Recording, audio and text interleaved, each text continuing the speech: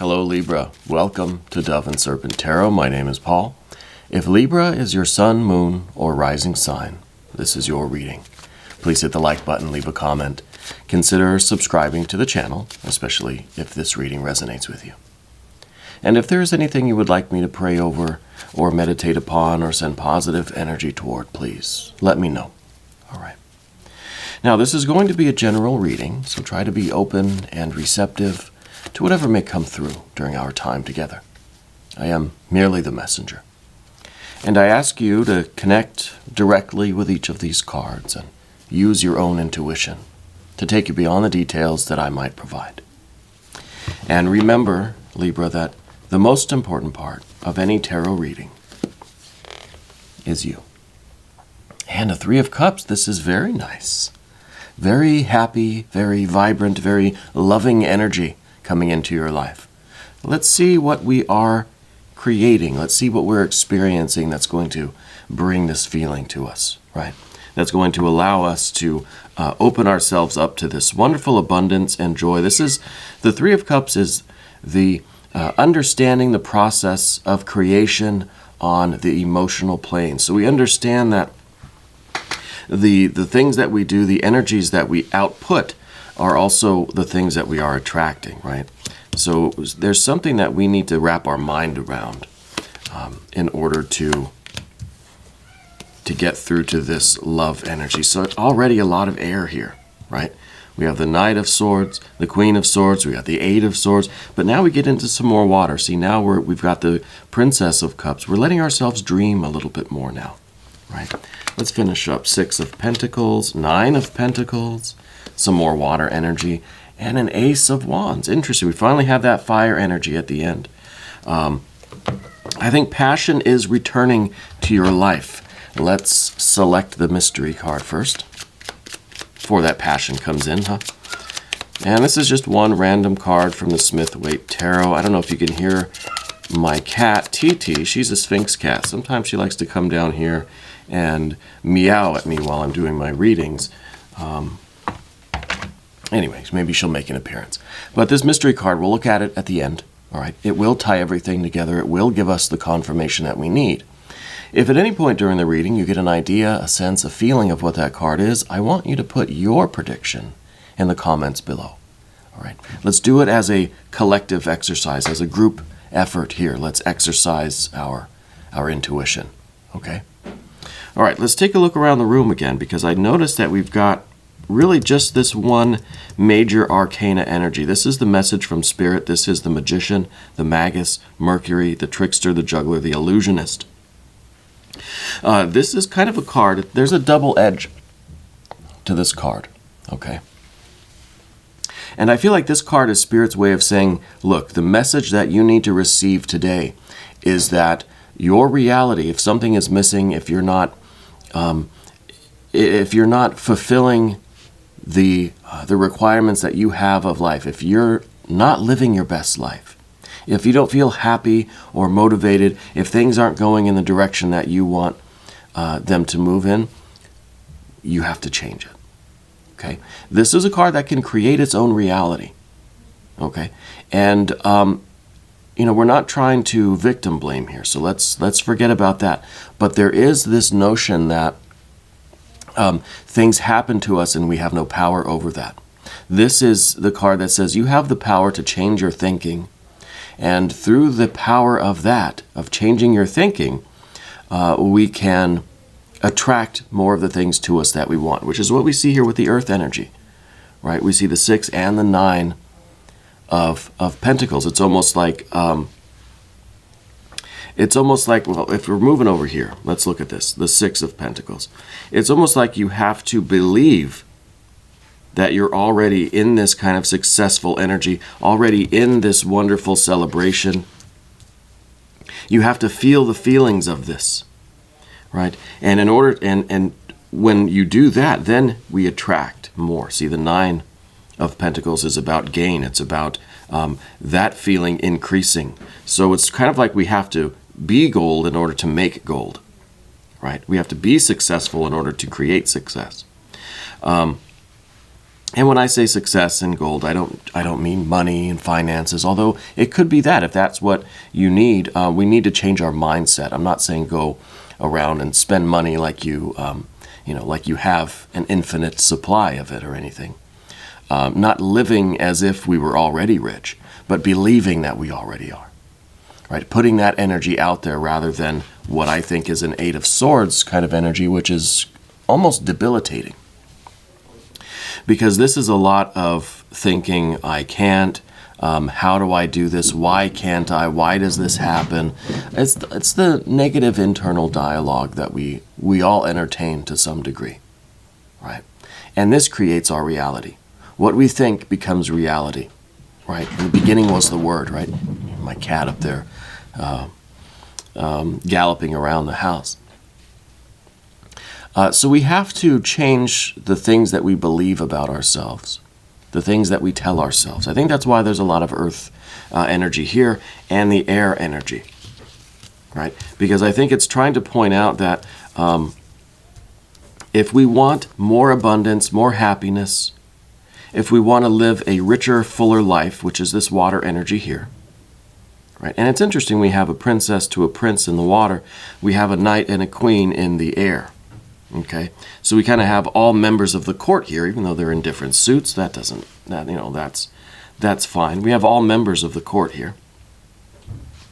But in order to create our dream life, to feel that we are living the dream, so to speak, fulfilling our deepest desires and living the kind of abundant, rich, fulfilling life that we want, we have to change the way we think.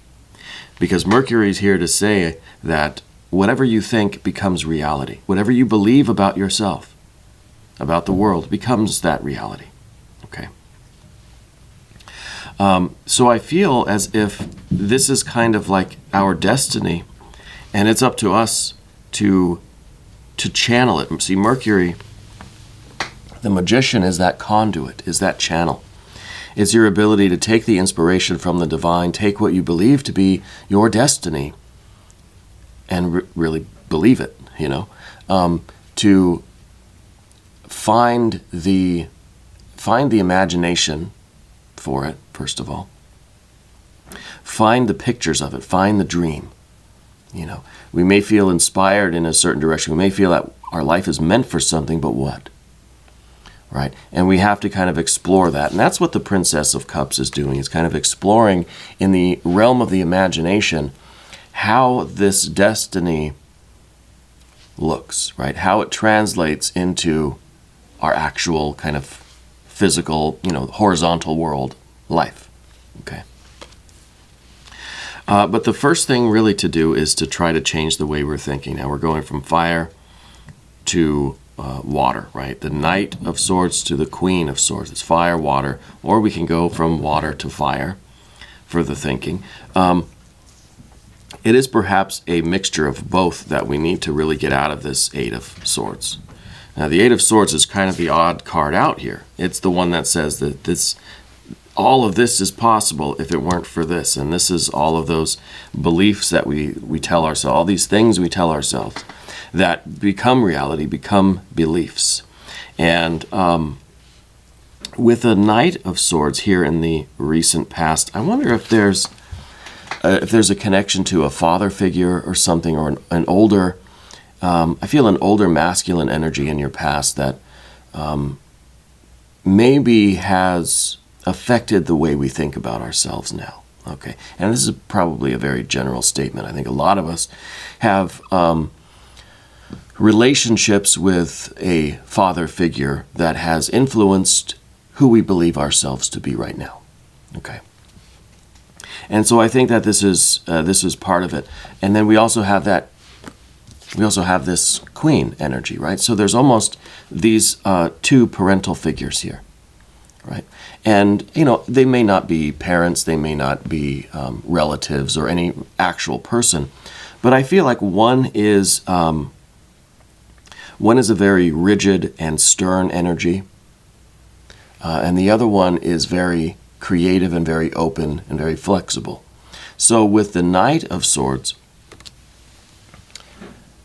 with the Knight of Swords, fire of air, I feel like this is that part of you that may have that connection to your childhood, that doesn't believe in change, that believes things should stay the way they have always been, that this is your lot in life, that this is something that cannot change, will not change, doesn't need to change, right? Very stuck in this kind of this controlling influence, or this controlling mindset, right? Wants to keep things limited. And then, of course, with the Queen here, this might be a different person in your life. This could be an older sibling. It could be a maternal figure or something from childhood. But this is the influence that kind of tells us you can do anything. You can be anyone, right? You can change your circumstances. If you feel it in your heart, you can create it, right? If you can imagine it, you can materialize it. Okay, so there are conflicting influences here with you, and again, it may go back to childhood, but I think these are present in us pretty much at all times, and it's the conflict between the two that creates this kind of tangle. Well, who's right? Which side of, angel and devil on my shoulder, who am I supposed to listen to? Well, Mercury's down here to say you're supposed to listen to yourself. You're supposed to listen to your highest conception of spirit, of universe, of God, goddess, deity, and be that conduit, be that messenger, right? Whatever your divine mission is, we need to be an appropriate messenger for that, right? The transmitter of that energy. So we need to get out of this air, because the air, again, it's conflicting, and I think it's important to lean a little bit toward the water side, right? Where we do at least have this this belief, or this kind of a routine, a script that we tell ourselves. I can make changes. I can have a rich, fulfilling life. I'm not stuck where I am. I can have more love, more happiness, more satisfaction, whatever it is that you are needing in your life, right? I can have more. I am capable of doing this. We need those positive affirmations. Let's do an inspirational card.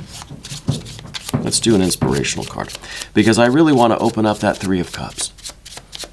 I think that is the abundance. This is the feeling that we can create the kind of life we want. We can be more happy. We can be more satisfied, right? We can live a more enriching life.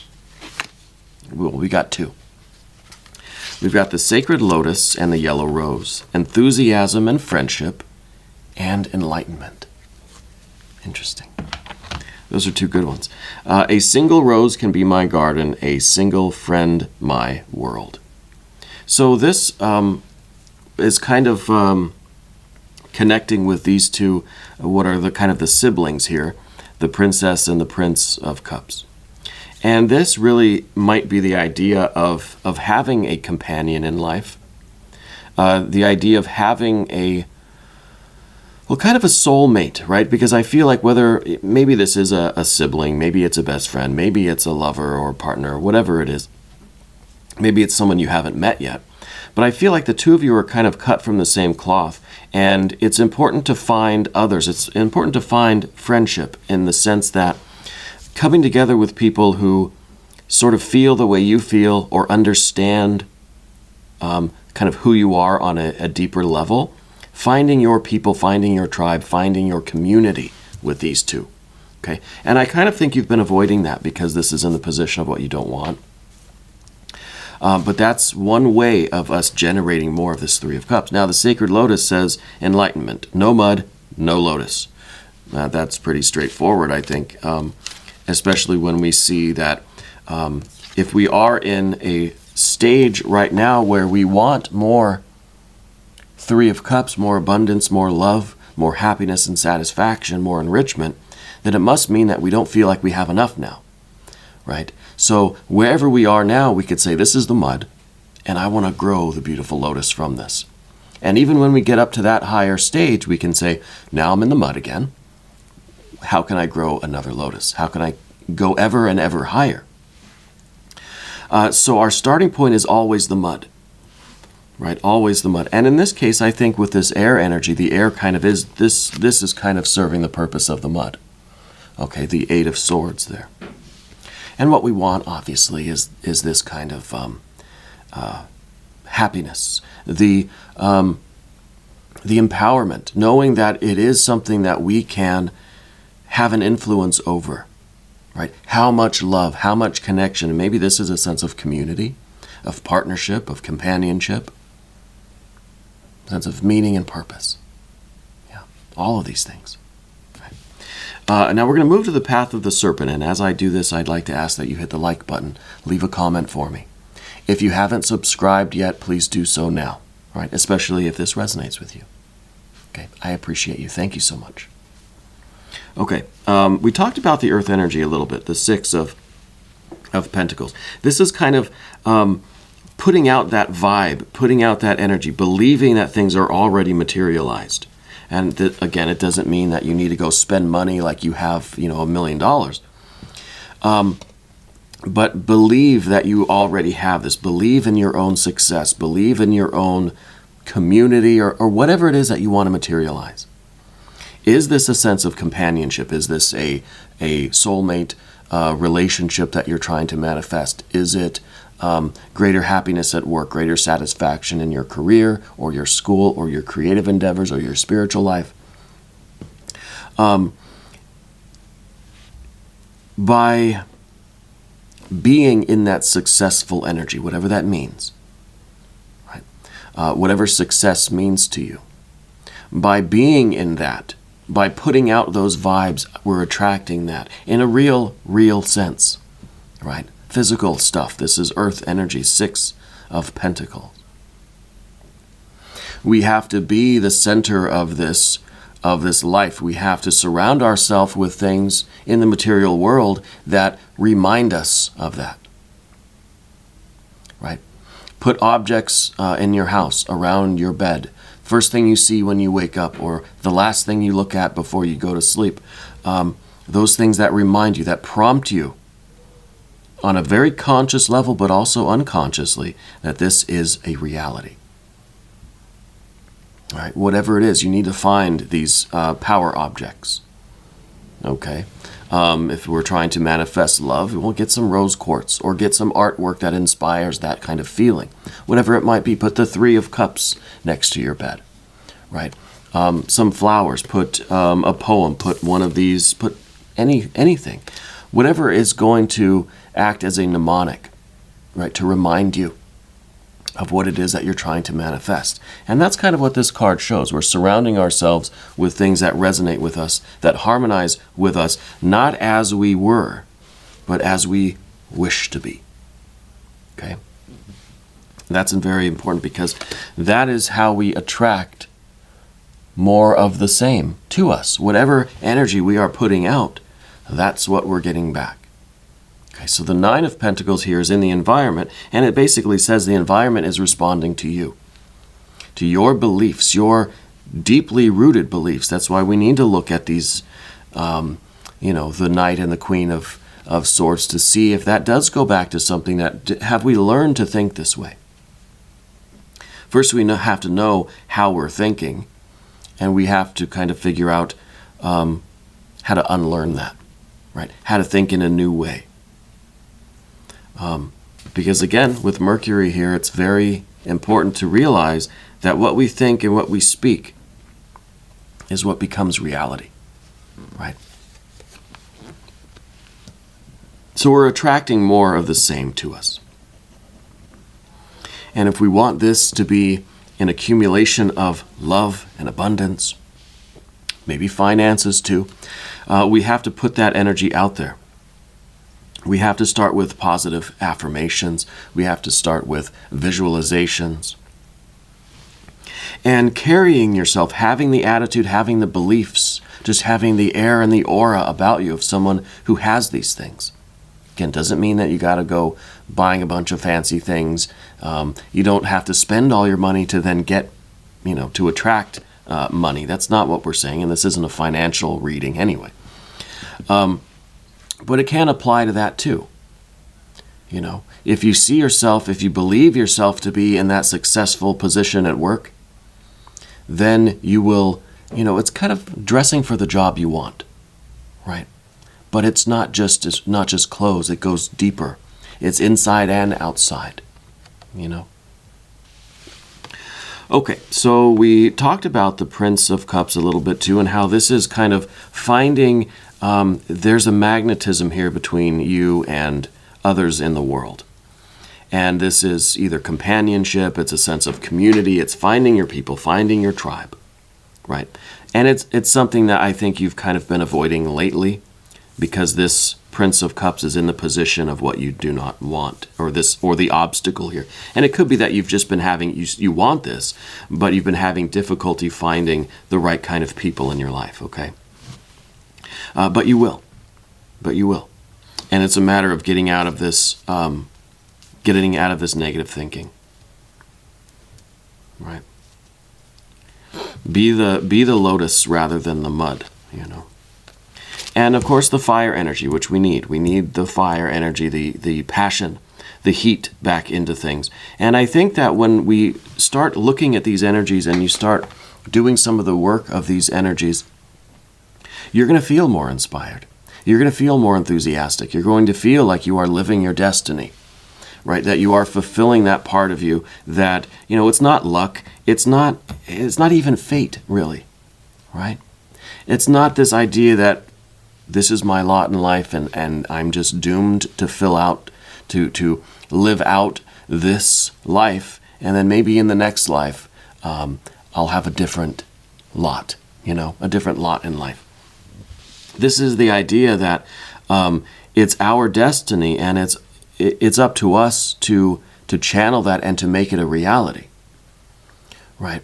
And to me, this is a more active, a more involved, a more enthusiastic and ambitious kind of destiny rather than the fate and the doom of it. Does that make sense? I feel like this is us creating the kind of life that we truly, truly want and desire. See, I don't know that I fully believe in fate or destiny, but I don't believe in luck either, right? I think that it is our destiny, it is our fate at some point in existence, maybe not right here, right now, today, but we can certainly try, to fulfill our true natures. And what is that? And what is our true nature? What does that mean? Right? Well, that's part of the work. We have to discover that. And a lot of that takes place here with the Princess of Cups, the fish in the percolator. We have to learn to dream again. We have to learn to imagine and fantasize. We have to learn to explore the things that we're naturally attracted to, not what we are supposed to be interested in, not what our culture, past, our history, our parents, our upbringing has trained us to want, but what we truly want. If it was just you and no one was watching and there were no restrictions, no time limits, nothing, if nothing was in your way, what would you want? Right? We have to do, and that's a rhetorical question. You don't have to answer that right now because it is going to take time to really discover that. Whatever you might have just blurted out is probably just an echo of your past training, culture, history, society, the environment, right? Because we've learned to feel this way. We've learned to think this way. So we have to really discover what that will is, and that takes a lot of dreaming, right? Daydreaming, fantasizing, a lot of just getting all of the unconscious contents out as much as possible. And what I used to think of this as kind of detoxing our souls a little bit. And I think that's why periods of isolation, a little bit of hermit mode here and there is necessary, right? A little bit of just kind of stepping back from all of the activity, all of the bombardment of impressions from the world, so that we can let all of the notice when you've been maybe consuming a lot of TV or you've been out socializing a lot, that a lot of your daydreams or even nighttime dreams or fantasies or just kind of spontaneous consciousness, spontaneous things arising from the unconscious, is all geared around that. It's almost as if we've saturated our minds with all of that external stuff. So it's important to sit in quiet meditation, or to sit in just a little bit of peace and quiet, go out in nature, these sorts of things. I wish we had a hermit card here. Because we need to let all of that stuff do its thing and get out of us, right? Like a drug, it needs to run its course and it needs to be excreted. And then we can get a little bit closer to what's actually in here, right? What's actually in there. But let's look at the mystery card now. I didn't mean to go off on that tangent, but it's important to me. Okay, I would like to see maybe a Four of Swords, showing that there is that kind of quieting down, that meditation, that time for peace, time for rest, and the mental kind of detox, right? So maybe a Four of Swords here. If you want to take a guess, put your answers down in the comments. And then we'll see what this is. I'm either thinking that or I'm thinking the Eon card, right? Judgment. It's kind of the cosmic alarm clock maybe going off. Or the Wheel of Fortune. Could be the Wheel of Fortune. A lot of talk of kind of fate and destiny. And the idea that we're not doomed to just kind of fulfill all of the habits and behaviors that we've been taught, that we've learned, right? We kind of have to unlearn a lot of stuff to see who we really are and move forward that way. It's a very it's a very Eastern idea, right, of the uncarved block. We have to kind of uncarve ourselves, untrain our minds. Let's see about the mystery card, though. Well, it's a Five of Wands here. There's some struggling here. But maybe this is good, because we see the Five, or we see the Ace of Wands, and to see the Five now is kind of showing that we are, we're out in the world trying, doing, right? This is the card of doing. This is the idea that we've put, and maybe we don't want the Four. Maybe this is my correction for the Four of Swords. Because the Four of Swords, yeah, it's meditative, it would be restful. But in some ways, it's inactive, right? This is putting spirit back into it, right? You've got the Four, and then you have the addition of the spiritual energy, and that gives us the Five. So now the spirit is back in the thing. So I feel like you have motivation, you have this enthusiasm, you have this sense of destiny now to go out in the world and wrestle with all of these issues, right? To struggle against the mud, right? To push through that mud and grow into this beautiful lotus. So this is a card of activity. Now it looks like people are fighting. Yeah, sure. This is fighting. This is struggling against ourselves, struggling against inertia, struggling against what we thought might have been our lot in life, right? And maybe this is what we need because it's a natural progression of the Ace, right? The Ace is that feeling, that impulse, that fire. And then the Five is us out in the world doing that and trusting in spirit, trusting that we are fulfilling our destiny, or that we are getting closer to that destiny, right? For lack of a better term, we'll call it destiny. Anyway. We're going to do an extended reading. If you want to stick around, click up here in the corner. That'll give you access to all of the extended readings, not just for Libra, but for every sign. You can cross-watch, check your other placements. New readings for Libra every Wednesday and Saturday. Okay. I want you to know that you're the most important part of Dove and Serpent Tarot. I thank you, and I love you, and we're all in this together.